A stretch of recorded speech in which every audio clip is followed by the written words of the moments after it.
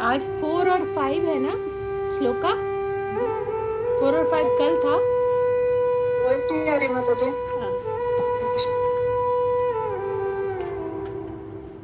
हाँ हाँ। अध्याय 10 श्लोक संख्या 6।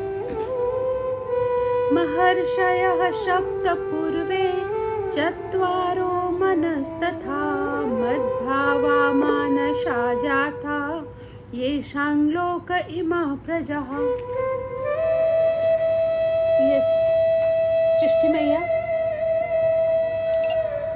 हरे कृष्ण माता जी का दर्शन है।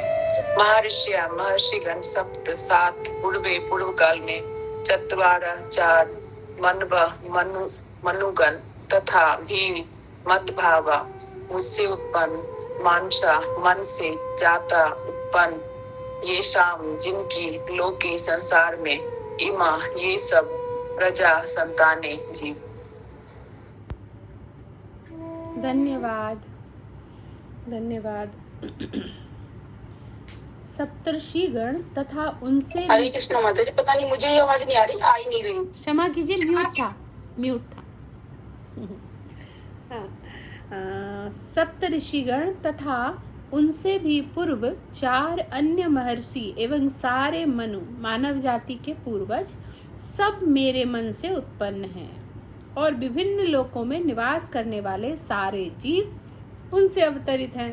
देखो अब यहाँ पर विभिन्न लोकों में निवास करने वाले जो सारे जीव हैं, क्या कह रहे हैं? सप्त ऋषिगण तथा उनसे भी पूर्व जो 4 अन्य महर्षि थे, है ना? तो ये सारे 4 कुमार सब कुछ कह रहे भगवान, जो भी मुख्य थे वो सब मैंने ही उत्पन्न किया है और ये इनसे जितने भी लोकों में जो भी जीव निवास कर रहे हैं वो सब इनसे उत्पन्न है, यानी सब भगवान ने किया है। सही है कि सब कुछ भगवान ने किया है। तो तात्पर्य, भगवान यहाँ पर ब्रह्मांड की पूजा का आनुवांशिक वर्णन कर रहे हैं।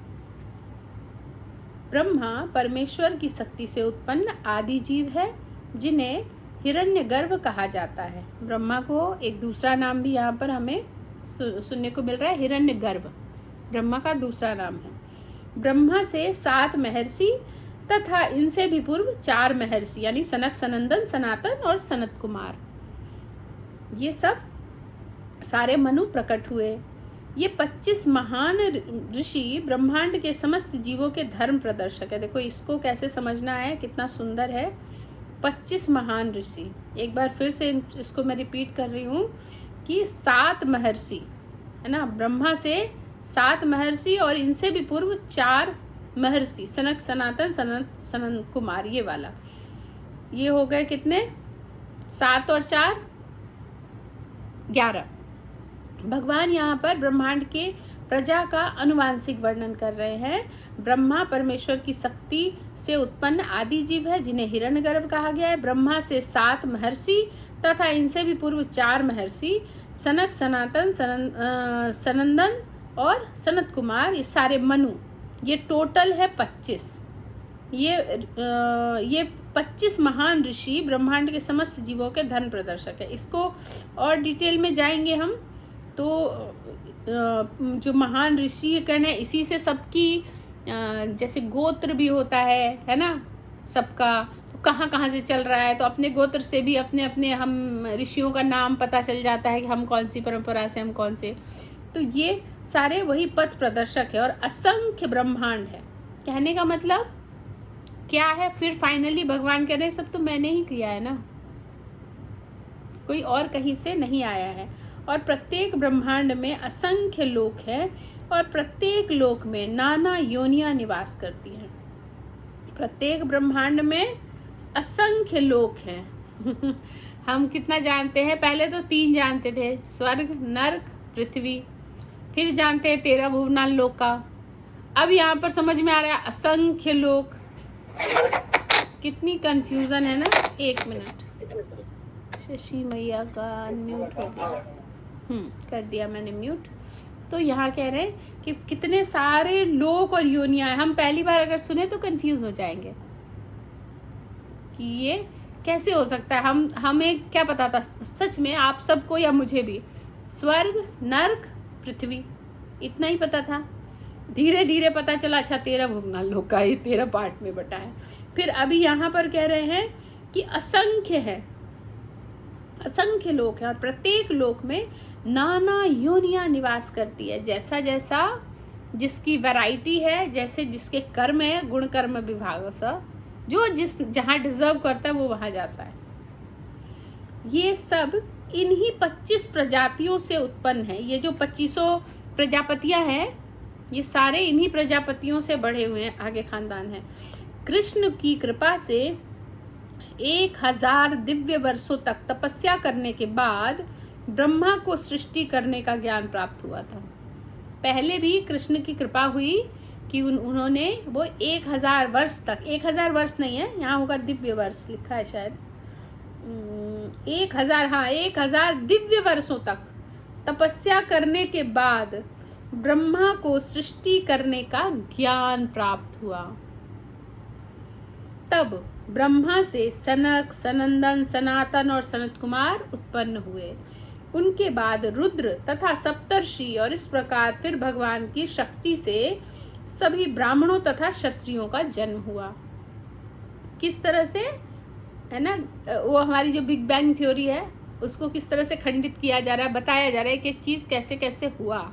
कुछ भी जादू नहीं है कि बस अपने आप हो गया, चाह तो नहीं था, हो गया। पता नहीं कैसे पृथ्वी चल रही है, हो गया बस। वायु कहाँ से आया, बिग बैंग थ्योरी है, उसी में कुछ गैस वैस निकल गया होगा। ऐसा नहीं है। तो ब्रह्मा को पितामह कहा जाता है और कृष्ण को पर पितामह, पितामह का पिता।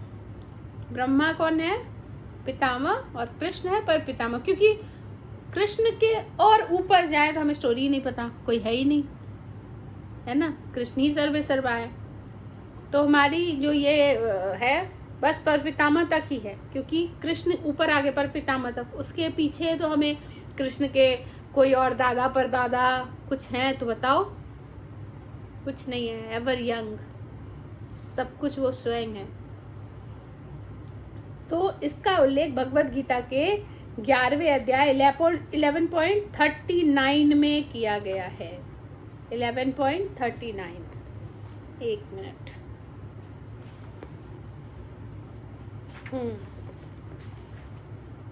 हाँ, इसमें वही कहा गया है कि आप वायु हैं तथा परम नियंता भी हैं, आप अग्नि हैं, जल हैं तथा चंद्रमा हैं। आप आदि जीव ब्रह्मा हैं और आप ही परपितामह हैं। अतः आपको 1000 बार नमस्कार और पुनः पुनः नमस्कार। हम एक प्रणाम करने के लिए भी छोटी सी जो होती है ना, थोड़ा सा भी गुणगान, इतना सा कम से कम वो तो बोलना ही चाहिए। तो हम तो बस सीधे प्रणाम, बस हो गया।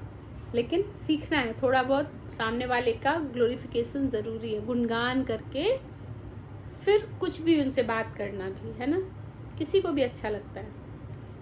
लेकिन एक चीज़ है, फेक नहीं होना चाहिए। कृष्णा कॉन्शियस में कई बार जब हम अच्छा प्रयास करने की कोशिश करते हैं तो कई बार फेक भी हो जाता है। फेक नहीं हो, क्योंकि हर इंसान में गुण होता है। ऐसा कोई इंसान है ही नहीं, भगवान ने बनाया है तो उसमें सिर्फ अवगुण हो, संभव नहीं है। उस गुण को हम परखें और उसी पे चर्चा करें, दोष दृष्टि नहीं।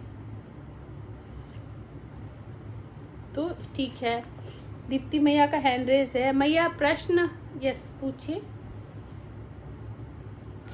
हरे कृष्णा माता जी। माता जी आवाज इंटरप्ट तो नहीं हो रही, पंखा बंद कर दूं? नहीं, आवाज आ रही है? All good, all good. जी जी माता जी, कल के श्लोक थोड़ा सा आपने कहा था कि अपने प्रश्न लिख कर रखना। कल के श्लोक से भी 2 प्रश्न है और आज के श्लोक से 1 प्रश्न है। अभी आज के श्लोक का पूछो ना। जी पूछ के फिर वो भी उसी में कंटिन्यू कर लीजिए। यस। अच्छा माता जी, इस 6 श्लोक के जो गोल्ड ब्लैक अर्थ में लिखा है ना, और विभिन्न लोकों में निवास करने वाले सारे जीव उनसे अवतरित होते हैं।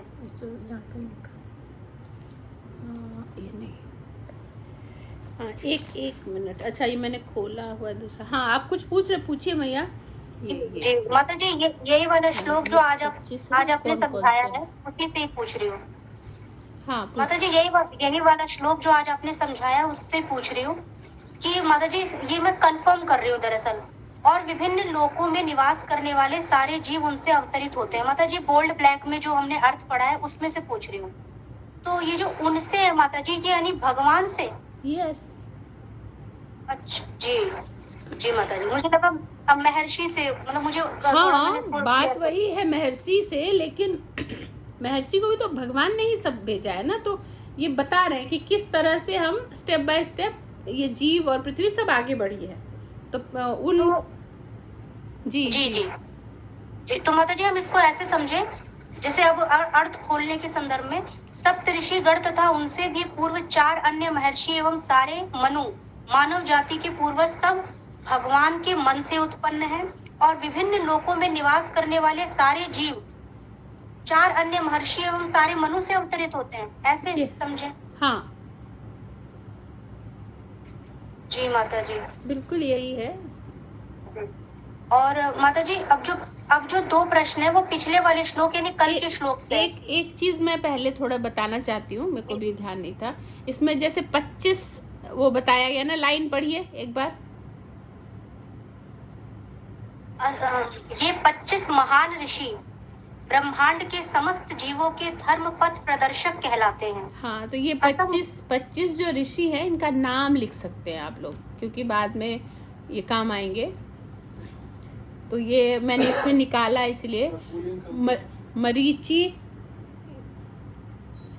मरीचि, अत्रि, अंगिरा, पुलत्स्य, पुलह, क्रतु, वशिष्ठ, भृगु, दक्ष, नारद, कश्यप, गौतम, भरद्वाज। अब सबको थोड़ा अपना अपना रिलेट हो रहा होगा आगे आके। भरद्वाज, विश्वामित्र, जमदग्नि, अगस्त्य, च्यवन ऋषि, देवाला, अशिता, पराशर, सुखदेव गोस्वामी, सौनक आदि ऋषि, मार्कंडेय, शांति कुमार, ये कौन है, रिप्रेजेंटेटिंग द 4 कुमारास, और व्यासदेव, कृष्ण देवापायन व्यास। तो ये आप लोग बोलोगे तो मैं इसका वो भेज दूंगी, ग्रुप में भेज दूंगी, आप लोग लिख लेना। तो इसमें लास्ट में जो हम थोड़ा सा रिलेट कर सकते हैं, जैसे हम पूछते हैं ना सबका गोत्र वगैरह क्या है ना, तो वो उससे पता चलता है कि किसी का सांडिल्य गोत्र, किसी का कुछ, यानी आप उन ऋषि से आपका खानदान चला आ रहा है। इसको आप भेज देना मेरे को।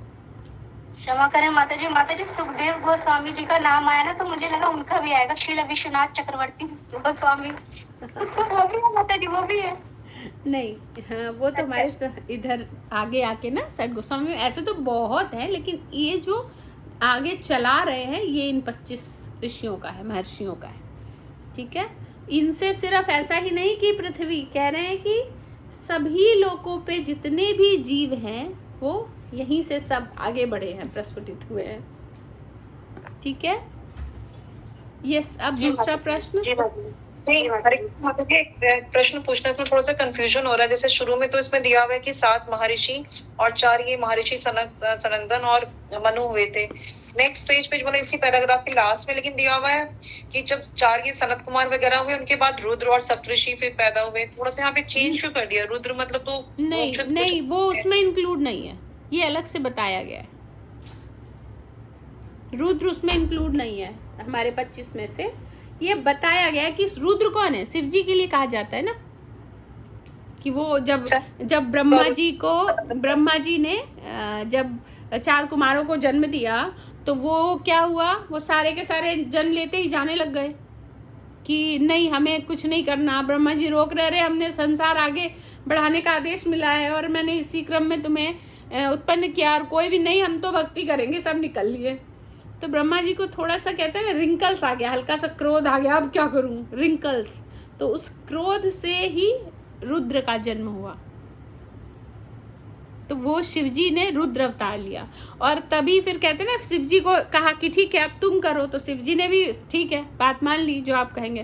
तो शिवजी ने क्या निर्माण किया, भूत प्रेत सारे ऐसे ऐसे चीजें वो बनाने लगे। ब्रह्मा जी ने कहा बस बस बस हो गया संसार, अब नहीं, बस हम कर लेंगे, आप क्षमा कीजिए, आप आगे बढ़िए। उतने में ही हम परेशान हैं, थोड़ा सा उत्पन्न हुआ उसी से हमें डर लगता है, ये ऊपरी साया है, ये वो है, ये वो है। तो इसीलिए हम सब, अच्छा यहाँ समझना है, हम सब किसकी पूजा करते हैं? हम उन्हीं रुद्र की पूजा करते हैं। हम असली शिव को जानते भी नहीं,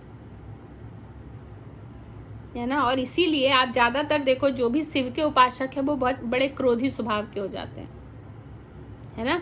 बड़ा रुद्राक्ष पहनेंगे, त्रिपुंड लगाएंगे, क्रोध करेंगे, हो जाता है, क्योंकि वो असली शिव तो क्रोधी मुझे संभव ही नहीं है। जो भगवान का सबसे बड़ा भक्त है वो क्या क्रोधी होगा? नहीं, तो वो हमें पता ही नहीं ना। अभी हम ये भी बोलेंगे कि और शिव है और सब कंफ्यूज हो जाएंगे। तो हम रुद्र की पूजा करते हैं, रुद्रावतार। यस दीप्ति मैया। जी माता जी। और माता जी, इसमें जो कल का श्लोक हुआ था उसमें माता जी शुरुआत में जो तात्पर्य की सबसे पहली स्टार्टिंग वाली लाइन है, जीवों के अच्छे या बुरे गुण कृष्ण द्वारा उत्पन्न हैं, और यहाँ पर उनका वर्णन किया गया है। तो यानी कि माता जी, हम सभी जीवों में जो भी गुण है और जो भी अवगुण है वो भी कृष्ण द्वारा उत्पन्न है।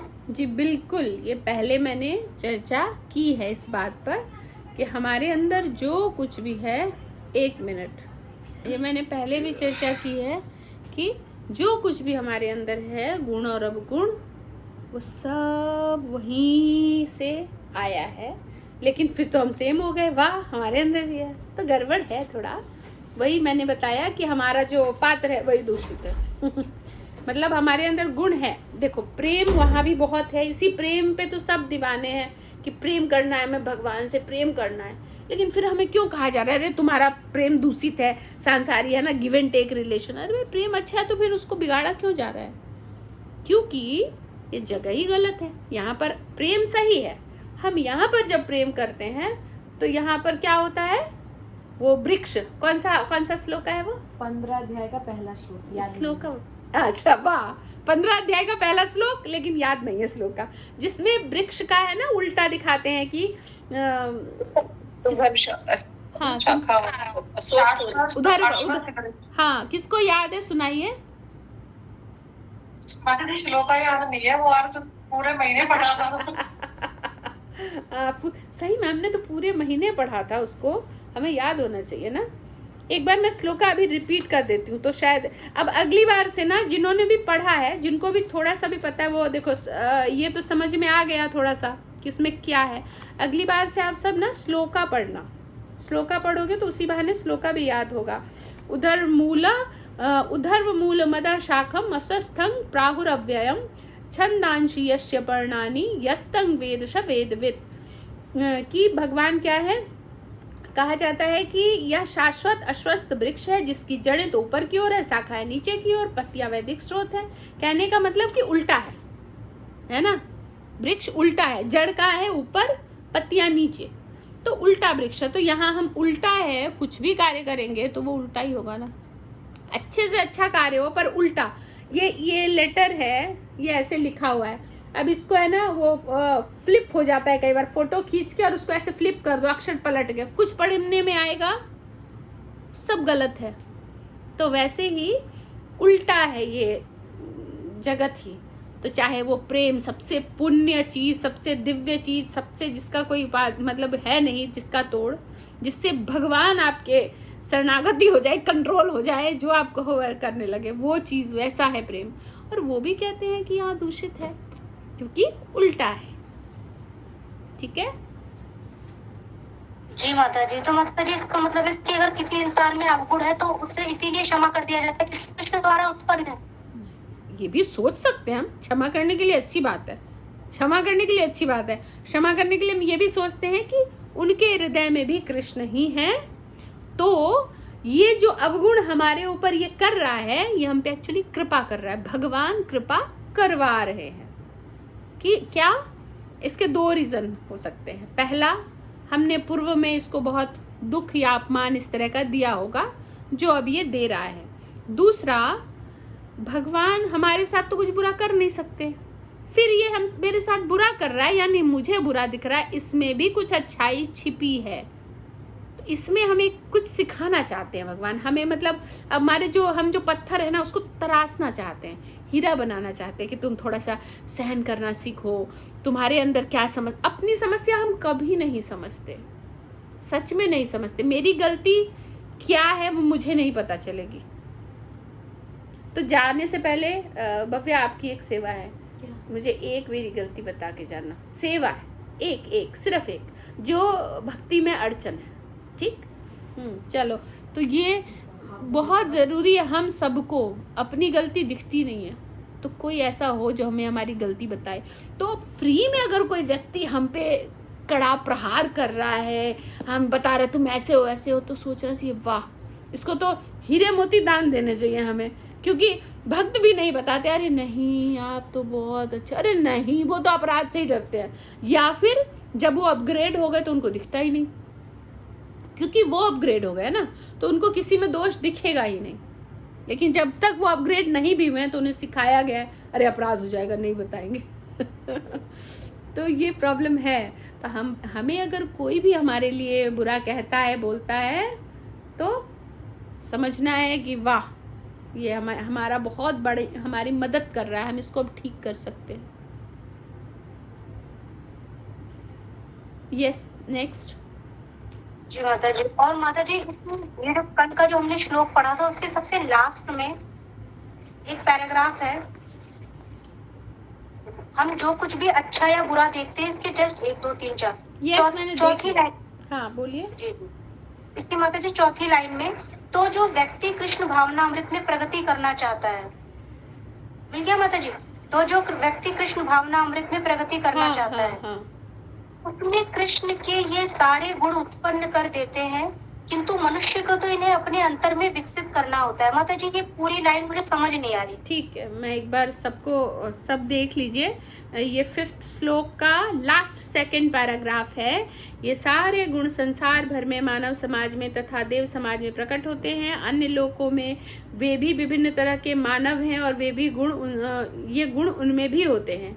तो जो व्यक्ति कृष्ण भावनामृत में प्रगति करना चाहता है उसमें कृष्ण के ये सारे गुण उत्पन्न कर देते हैं। कहने का मतलब ये सारे गुण सब में है, हर प्रजाति में भी है, लेकिन हम सब अभी ने पढ़ा कि वो दूषित है, उल्टा है, पढ़ा।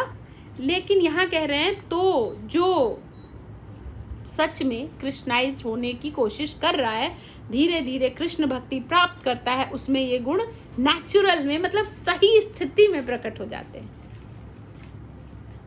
ठीक है, क्लियर है? यस। और जी माता जी। और जो माता जी इसकी अगली लाइन है, किंतु मनुष्य को तो इन्हें अपने अंतर में विकसित करना होता है। जब आप मनुष्य यानी कि जो भक्त नहीं है। हाँ जी। यस, सही है, किंतु मनुष्य को तो इन्हें अपने अंतर में विकसित करना होता है। हाँ, मनुष्यों को तो बहुत प्रैक्टिस करनी पड़ती है। तो अभी हम मनुष्य लेवल पर ही हैं और हमें ये नित्य प्रैक्टिस करनी चाहिए किस तरह ये विकसित हो, और साथ में हमें जो भी नियम बताया गया है, कृष्णाइज, चैंटिंग, है ना, 4 नियम सब करना है। लेकिन हमें बस ये सोचने मात्र से, और हमें कितनी भी अगाध कोशिश कर लें तब भी वो विकसित नहीं हो सकता, जब तक कि कृष्ण कृपा हो तभी, है ना, उनकी कृपा के बिना नहीं हो सकता। क्योंकि ये इतनी बहुत डीप कॉन्शियसनेस की बात कर रहे हैं, यहाँ नॉर्मल बात नहीं हो रही। तो इसका मतलब है कि हम सोचे वाह कृष्ण की कृपा होगी तभी होगी, संभव छोड़ो प्रयास। किसी ने एक गाली दी, अरे मेरे अंदर वो विकसित ही नहीं हुआ, हम 2 दे देंगे। है ना, नहीं, हमें अपनी प्रैक्टिस करनी है जितना आता है। मतलब हमारी ये समझो कि हमारी चेतना अभी 1 कौड़ी की है, तो वो 1 कौड़ी की चेतना से भी कोशिश करनी है कि हम 1000 कौड़ी तो हो नहीं सकती, हम नहीं, जितना दिया है आपको, जितना है आपके पास, अपना 100% दीजिए, तब सामने वाला गिलहरी प्रयास की भांति प्रसन्न हो जाएंगे भगवान, और फिर पूरा अंदर आपका वो आ जाएगा, उतर जाएगा वो प्रेम। भक्त कैसे इतने भक्त बना देते हैं, है ना। हम प्रचार करने जाए तो हमें तो ईगो ही हट हो जाता है हमारा, माता जी वो तो सुनता ही नहीं, उसने तो 2 मुझे सुना दिया, उसने ये वो। भक्त कैसे कर लेते हैं? क्योंकि उनके हृदय में इतना प्रेम उमड़ चुका होता है किसी के लिए उनमें है ही नहीं वो नफरत वाली बात, क्योंकि वो सामने वाले की स्थिति भी हमेशा समझते हैं। एम्पैथी बहुत ज़्यादा है उनके अंदर, दया बहुत ज़्यादा है उनके अंदर। कोई नहीं कर पा रहा तो वो उसकी स्थिति ज़्यादा समझते हैं, और उस स्थिति में कैसे प्रचार करना है वो बताएंगे। ठीक है जी माता जी, बहुत बहुत धन्यवाद, बहुत अच्छे से क्लियर आउट हो गया। थैंक यू माता जी। ठीक है सृष्टि भैया।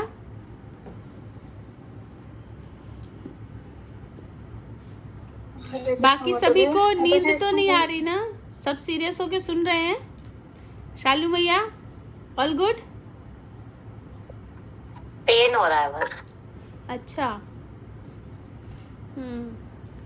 ठीक है, थोड़ा सा ध्यान रखिए अपना, और कुछ ज़्यादा हो तो मुझसे आप व्हाट्सएप पे पूछ सकते हैं।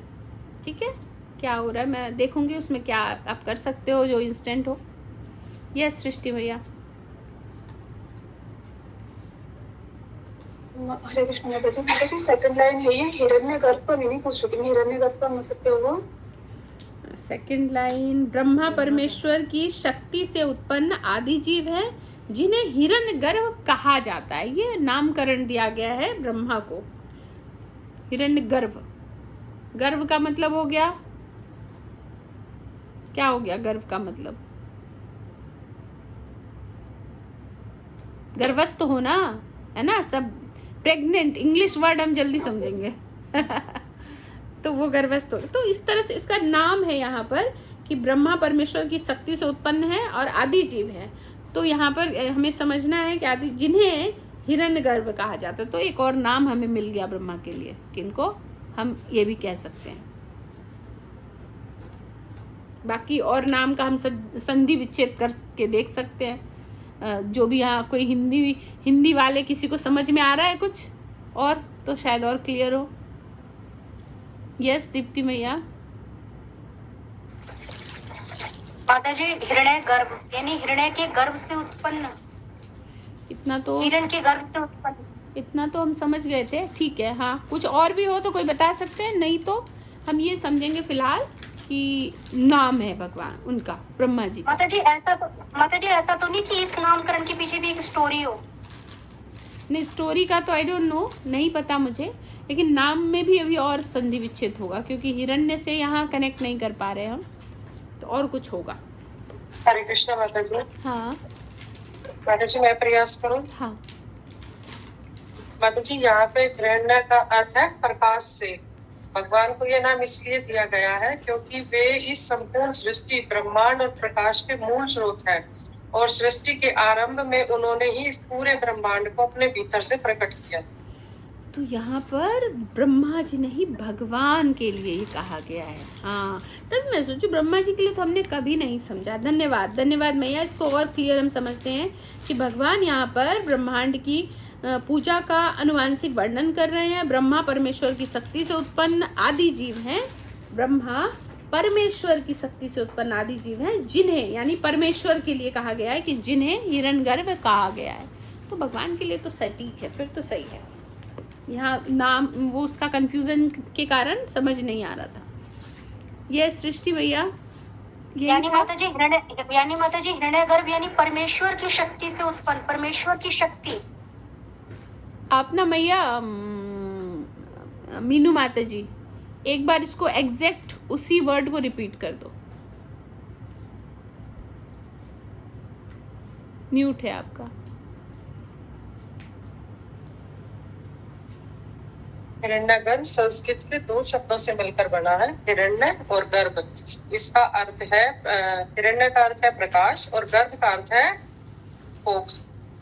भगवान को यह नाम इसलिए दिया जाता है क्योंकि वे इस संपूर्ण सृष्टि ब्रह्मांड और प्रकाश के मूल स्रोत हैं, और इस सृष्टि के आरंभ में उन्होंने ही इस पूरे ब्रह्मांड को अपने भीतर से प्रकट किया।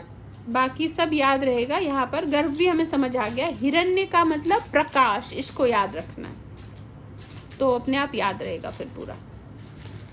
ये सृष्टि मैया। बस माता जी हो गया, पूछ रही थी बट ध्यान नहीं आ रहा मुझे अभी। ठीक है, कोई बात आपने नहीं। लाइन बोली थी माता जी कि किसी को मतलब बात करने से पहले उसको गुणगान करना चाहिए, मतलब कैसे? ग्लोरिफिकेशन कुछ भी कहना है। यहाँ देखो हम सीख रहे हैं ना, तो जहाँ कहीं भी अब भगवत गीता में हम देखते हैं अर्जुन भगवान का संवाद हो रहा है या भगवान भी संवाद कर रहे हैं किसी से, तो हमेशा वो दिखा रहा है कि हमेशा ग्लोरिफिकेशन करते हैं कुछ भी गुणगान।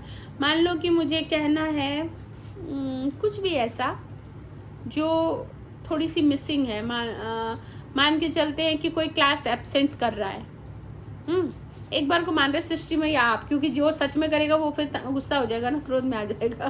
तो मान के चलते सृष्टि में या क्लास एब्सेंट करती है, नहीं आती अभी, तो मैं क्या कहूँगी, कहने का उसका दूसरा भी तरीका है कि धन्यवाद कि आप बाकी बहुत सारे दिन आते हैं तभी तो एब्सेंट भी हो रहा है, जो नहीं आते वो तो बिल्कुल नहीं आते।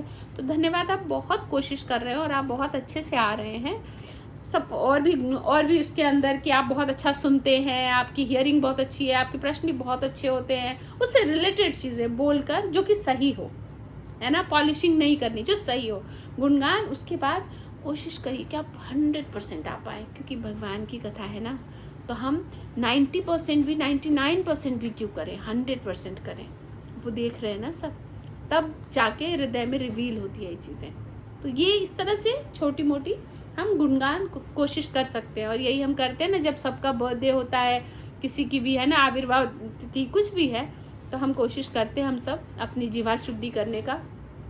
इस गुणगान से सामने वाला तो प्रसन्न होता ही है, फिर वो आपके कहे गए कोई भी नेगेटिव रिव्यू को या आपकी जो संवेदना है कि ऐसा हो जाए, उसको बुरा में नहीं लेगा, अन्यथा नहीं लेगा, साथ में आपकी भी जीवा शुद्ध होगी, क्योंकि वैष्णव का गुणगान कर रहे हैं। छोटे बच्चों के साथ हम ऐसा करते हैं, हम सब घरों में करते हैं। वो जरा सा कुछ इधर उधर मतलब करता है तो हम पहले उसका बहुत तारीफ भी करते हैं, जो कि झूठ नहीं होता, जो होता है इसके अंदर।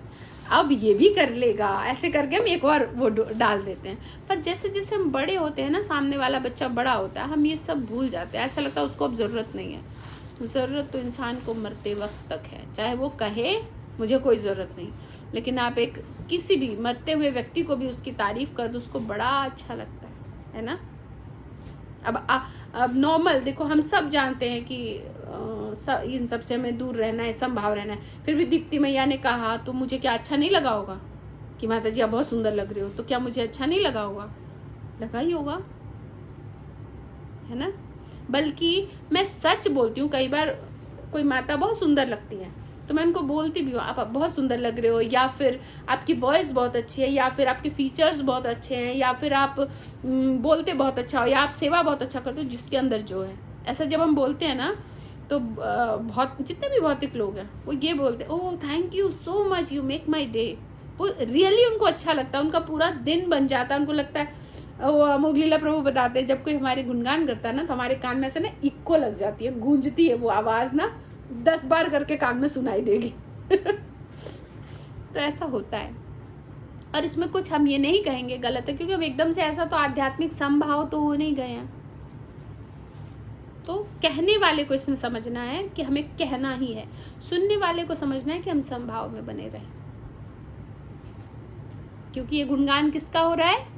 अगर बहुत लग ही जाता है कि चलो हाँ मैं अच्छी लग रही हूँ, मान एक बार तो होता है कि ऐसे ही बोल रहे हैं, मान लो मैं अच्छी लग रही हूँ, तो मैं कौन हूँ, है ना, भगवान का अंश। तो धन्यवाद भगवान कि आपने मुझे ऐसा बनाया कि मुझे देखकर कोई आहत तो नहीं होता, उफ कितना गंदा चेहरा दिख गया, मन खराब हो गया, ऐसा तो नहीं है। तो धन्यवाद भगवान कि मैं इस तरह से भी कोई सेवा कर पा रही हूँ, और आपका धन्यवाद। और उसके बाद प्रभुपाद क्या कहते थे, अपने आप को सोच लेना है कि जब इतनी खराब स्थिति को भी कोई कह रहा है कि सुंदर है, तो पता नहीं कृष्णा कैसे होंगे। माइंड क्या हो गया? कृष्णा कॉन्शियस। हर चीज़ ज़रूरी नहीं हम सामने वाले को बताएं, ये सब अपने मन की बात है। भक्ति छुपाने की चीज़ है। दिख गया ना सामने वाले को आप भक्त हो तो वो नज़र लगती है, तो भक्ति दिखनी नहीं चाहिए, सामने वाले को लगना चाहिए कुछ नहीं है, भक्ति इसके अंदर बेकार है। वो दिखनी नहीं चाहिए। हाँ, प्रचार के माध्यम, जहाँ हम प्रचार कर रहे हैं, नए लोग हैं, वहाँ उनको थोड़ा दिखाना भी है, नहीं तो वो आपकी बात को सीरियस नहीं लेंगे, तो उनको थोड़ा लगे क्या भक्ति कर रहे हो। लेकिन आपस में हम बहुत, मैं तो ऐसे नहीं, हम ऐसी बातें करते हैं घर में कि ऐसे लगे कि बस सब गड़बड़ हो गया। अभी मैं भव्या के साथ अभी रेलिश कर रही हूँ ना हफ्ते भर से, तो कभी कभी तो चलो वो यहाँ पर वो टॉपिक नहीं शुरू करेंगे, मना कर रही हूँ। तो थैंक यू माता जी। एक गुणगान वगैरह यहीं आकर सीखा हमने बहुत ज्यादा अच्छे से, मतलब सच में अच्छा तो लगता ही है। और माता जी एक चीज होती है, मतलब मेरे साथ कि हमेशा बोलना चाहिए, मेरे साथ ऐसा होता है कि जब बहुत गहरा आता है ना, मेरे तो अंदर ही रह जाता है। तो आप साड़ी में मुझे हमेशा बहुत सुंदर लगती है, जब भी आप साड़ी में आते हो क्लास में। यहीं से पॉलिशिंग शुरू है। गुड, अच्छा सीख रहे हो, अच्छा सीख रहे हो। यहीं से पॉलिशिंग शुरू है। क्या माता जी? मैंने कहा गुड, अच्छा सीख रहे हो, यहीं से पॉलिशिंग शुरू है। पहले मेरे ऊपर ही अप्लाई कर दिया।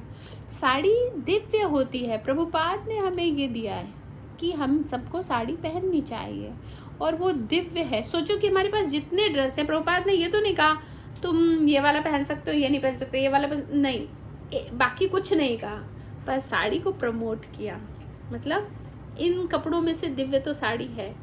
साड़ी की अपनी एक गुणवत्ता है। कोई व्यक्ति मोटा हो, पतला हो, कुरूप हो, सुंदर हो, हर चीज को ना ओवरऑल सुंदर बना देता है। तो साड़ी दिव्य है, तो इसीलिए कोई भी पहने तो खूबसूरत लगेगा। आप सब भी पहनो। एक तेरा इस्कॉन में है ना, छोटी छोटी बच्चियां पहनती है, कितना खूबसूरत लगता है। बताया था यस पूछ। आप एक बात हमेशा कहते हो माता जी, आपने कई बार कही है, मैं कोशिश भी करती हूँ ऐसा करने की, बट अभी तक जब भी हम इस जीवन में हैं कि जो भी कोई हमारा अवगुण बताता है, क्योंकि मेरा होता है कुछ ऐसे एटमॉस्फेयर चीजें भूल जाती हैं, और थोड़ा आवाज का टोन भी वो होता है। एक तो बात अजीब है, ऊपर से हाई वॉइस में कही जा रही है, तो एकदम से बहुत चुप सी जाती है थोड़ी सी। और मेरा तो आदत है कि डबल देने का वो चीज, तो थोड़ा मेरे से ऐसा होता है। लेकिन आप कितना अच्छे से बातें बताते हो कि उसे हम हीरे मोती की तरह, लेकिन बात तो सही है कि वो हमारा गुण बता रहा है और हमें उसे सुधार रहा है, लेकिन अगर वही चीज अच्छे से बताई जाती है तो अच्छी लगती है। वो तो फिर सामने वाले की गुणवत्ता है। सामने वाले को हमने चाबी दे रखी है, तुम अच्छे से बताओगे तो मैं सुन लूंगी, लेकिन तुमने बुरा बताया तो मेरा रूप बाहर आ जाएगा, तो मेरी खासियत का है ना।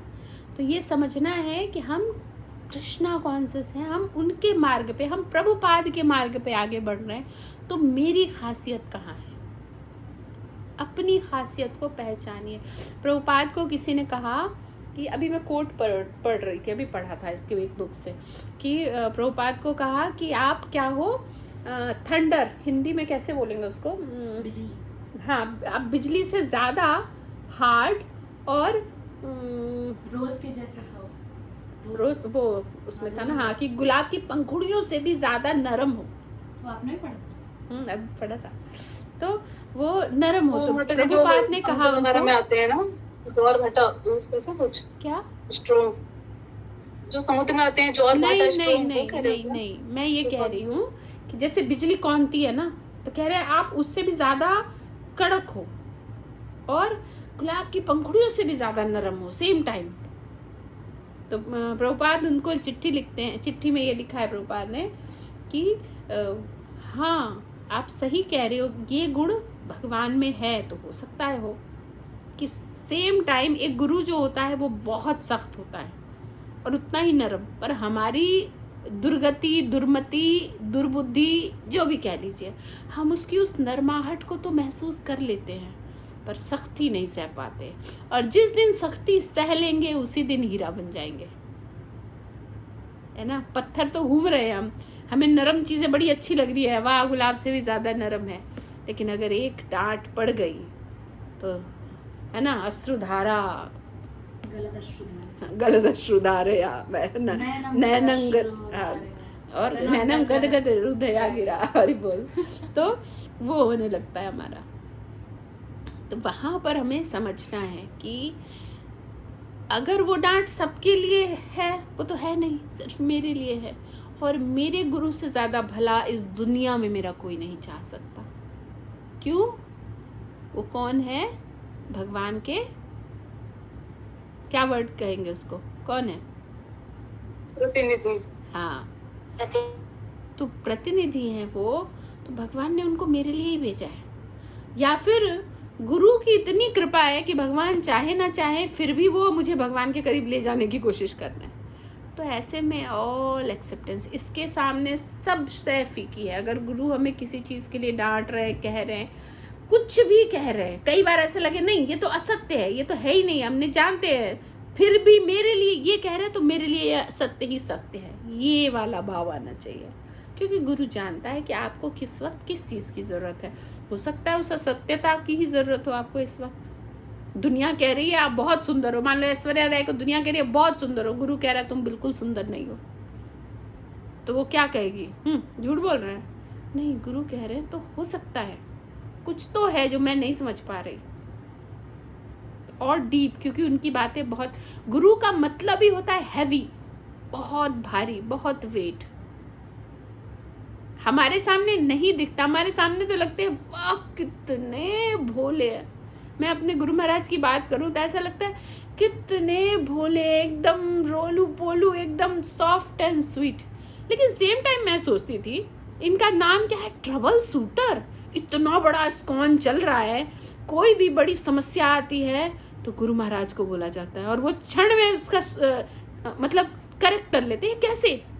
तो बात तो समझना है, दिखते हैं लाइट है नहीं, दिखते हैं भोले, दिखते हैं है ना, सबके सामने ये मजाक कर रहे हैं, नॉर्मल सिंपल ये वो, लेकिन नहीं, गुरु का मतलब ही हैवी है।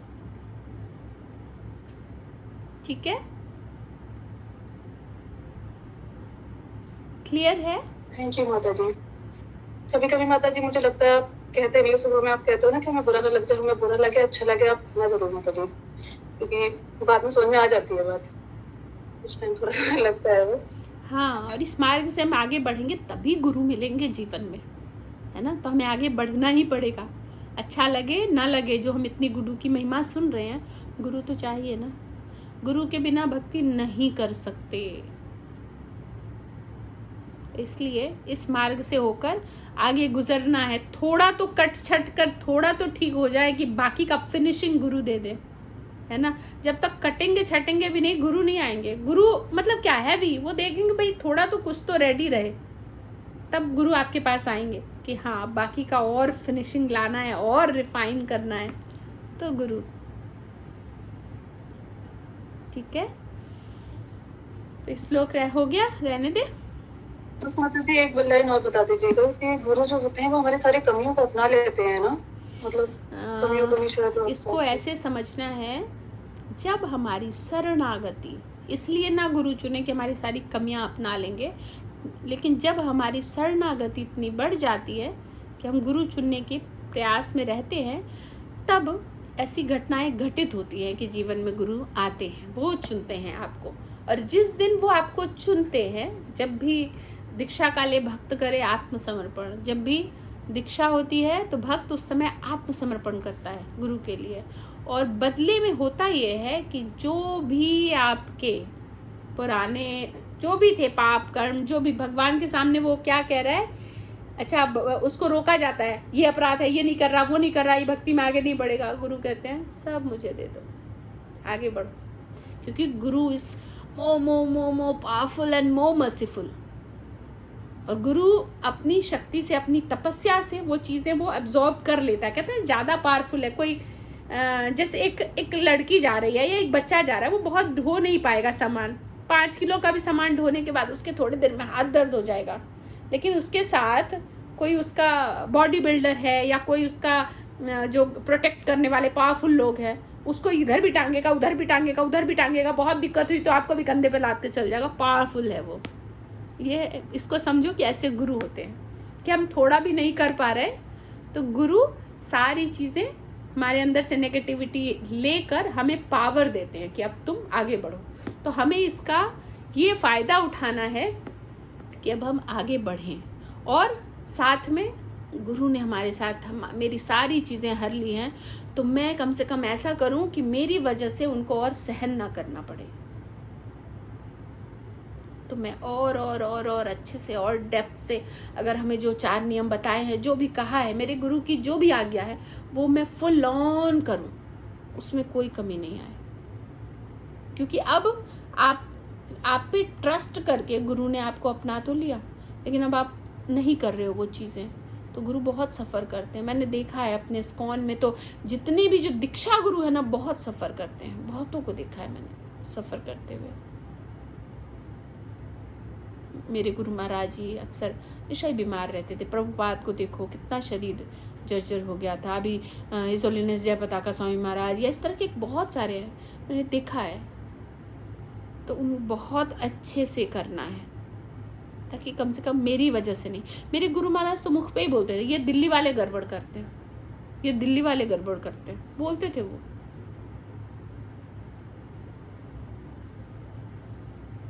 इस पूरी जर्नी में माता जी शिक्षा गुरु का रोल वैसे बहुत ज्यादा हुआ ना, क्योंकि दीक्षा गुरु तो एक टाइम के बाद आएंगे।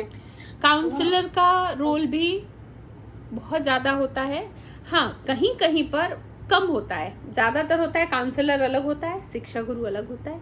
कहीं कहीं पर दोनों मर्ज हो जाते हैं। काउंसलर इन द सेंस जो आपके हृदय की बात आपको अच्छे से तत्वतः समझे, वो हो गया काउंसलर। जो ज्ञान दे वो शिक्षा गुरु, ठीक, और बाकी गुरु। तो यहाँ पर कहीं कहीं पर दोनों मर्ज हो जाते हैं, अदरवाइज ज़्यादातर दोनों अलग अलग होते हैं। तो बहुत अहम रोल होता है। पहले काउंसलर प्रिपेयर करता है उसको, फिर उसको शिक्षा गुरु तक ले जाता है, शिक्षा गुरु और प्रिपेयर करते हैं, फिर वो गुरु के लिए तैयार होता है। ठीक है। जैसे माता जी गुरु जीवन पता नहीं मन में आया जा रहा है ये सब, गुरु जीवन में खुद आते हैं, लेकिन खुद को बहुत लायक बनाने का प्रयास करना चाहिए।